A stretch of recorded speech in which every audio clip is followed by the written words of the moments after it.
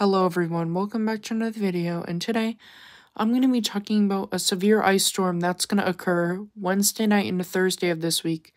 It's going to be so bad that all the overpasses and bridges are going to be coated and covered with ice, so please stay off the roads if you necessarily have to go out to do something.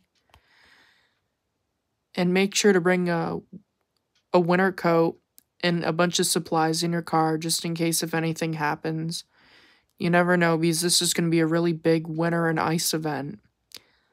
I appreciate you guys watching. Make sure to like and subscribe for more updates like this, and I will make sure to keep you guys informed.